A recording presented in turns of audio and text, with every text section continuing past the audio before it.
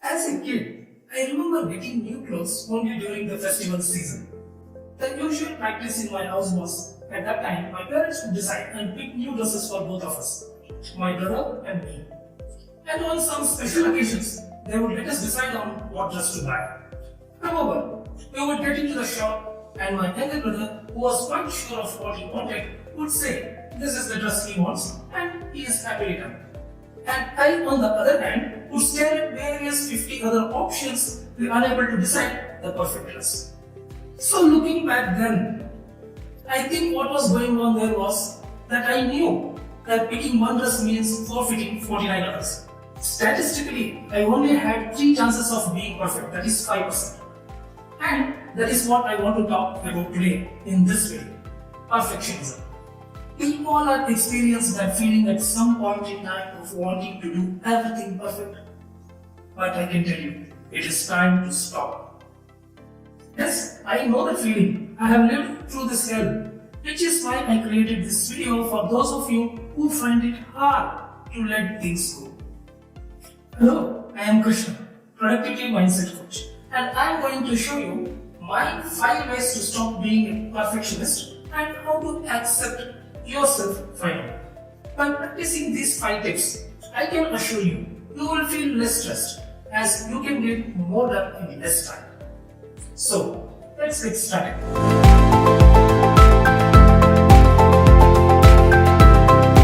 Sometimes we confuse progress to perfection. We get buried in the specifics while we fail to ask if we are on the right track. We focus so much on the destination while comfortably forgetting the journey. This is when the mindset steps in. The sooner we decide to change our mindset away from perfectionism and move towards progress and excellence, the sooner we will start experiencing the results we always wanted. See, it is like this. Perfection is subjective. It differs from person to person. So what is perfection anyway? Okay, let me first give you the dictionary meaning. Dictionary defines perfect as having all the required or desired elements, qualities or characteristics as good as possible to be, or something without fault. If I have to tell you, describe the perfect person, it may be a different description than the description your friend would offer, isn't it? The same applies to the perfect day, the perfect dinner, the perfect costume, the perfect customer service, the perfect product, the perfect website. List goes on. But in reality, the truth is that nothing in our life is perfect. Nature, products, relationship, people, machine. No, nothing. All of them come with their share of flaws and faults. So before even we chase perfection, we need to think if such a thing exists, or if it is just a construct that thrives solely in our minds. Perfection is the enemy of progress. Who said this? Winston Churchill. The best is the enemy of the good. Voltaire, the French writer. Better a diamond with a flaw than a pebble without. Confucius. Striving to better, oft we mark what's well. Great Shakespeare. Well, what do we understand from all these quotes? These quotes remain relevant even in today's context. Yes, perfection seems to be around for a while now. Various research suggests that even today, perfectionism is still a significant factor for failure. Whoever you are, student, entrepreneurs, professionals alike. See, when I look back, since our childhood, we are told repeatedly that we need to be perfect to accomplish and succeed. This sowed a seed in our minds that being perfect is something good, positive. But perfection can have a damaging consequences on both our personal and professional lives. In reality, being overly invested in flawlessness can severely impact our relationships, work and mental health. See, the problem with perfectionism is it just doesn't hold you back from your most successful and productive self. Or it's not just that stress or anxiety it causes, but it comes with severe clinical issues like depression and anxiety, self-harm, social anxiety disorders, obsessive compulsive disorders, binge eating and other eating disorders, chronic fatigue syndrome, insomnia, chronic headaches, to name a few. Having said all that I said till now, there are many benefits to boast about when we strive for excellence in all that we do, which makes it essential to distinguish between healthy perfectionism and unhealthy focus of being flawless.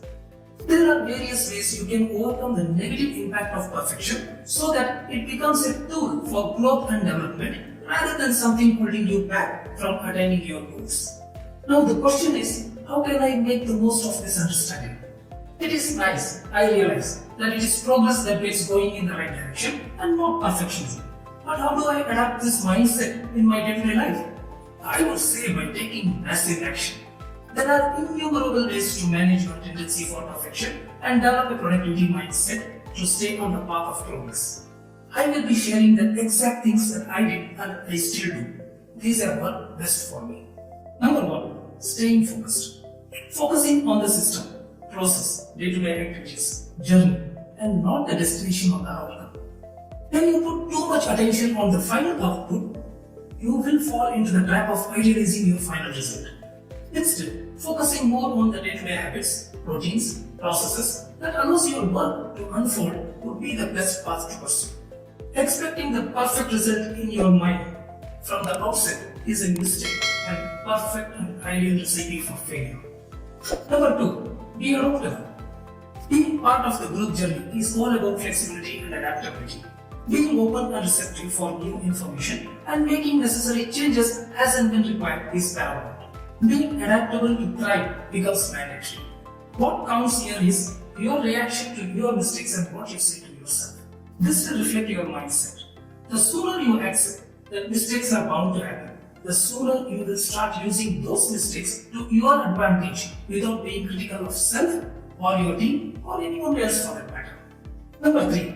Creating small and achievable goals. To get the growth ball moving, it is important to identify small, actionable and achievable goals for yourself and to your team. Remember, these goals should have time frame so that they can be monitored, measured and ensure that it is on the right track. Number 4. Reset your expectations. Whether you are an entrepreneur or entrepreneur, you can't expect that from day one everything has to go perfect. Even the most seasoned entrepreneurs and business leaders like Ratan Tata or Mukesh Ambani, people like that, they know very well that when you launch a new product or a service, it is going to take some time to get it right.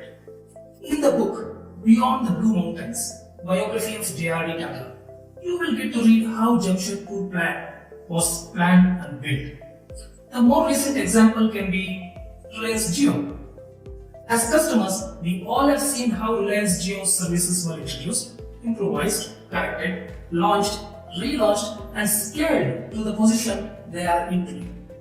If someone is really serious, they can conduct research and write a thesis on Reliance Jio as part of their doctorate program.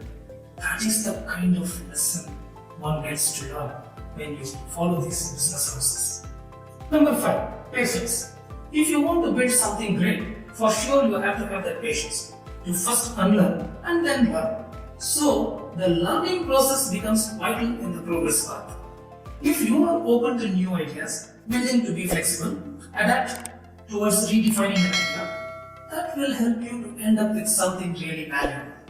More importantly, keeping your team well trained and informed, enabling them to maintain the momentum, helps the project positively.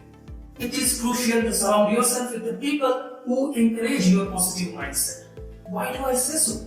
Because when you surround yourself with risk takers and problem solvers, that will be your mentality too. Now, you know all these 5 principles. You can employ the above steps to understand the problems of your team members.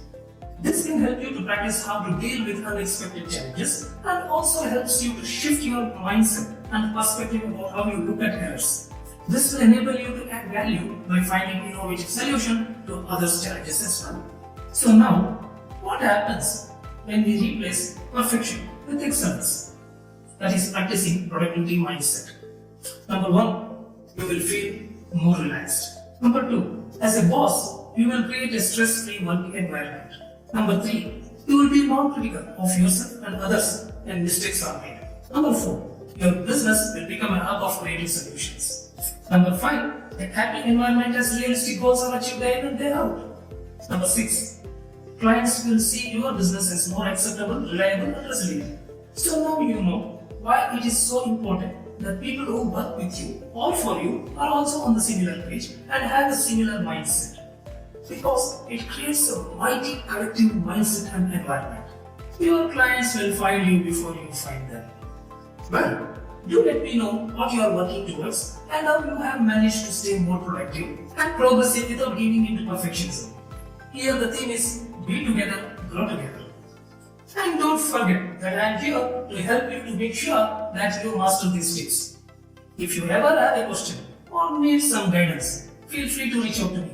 Contact details are in the description box.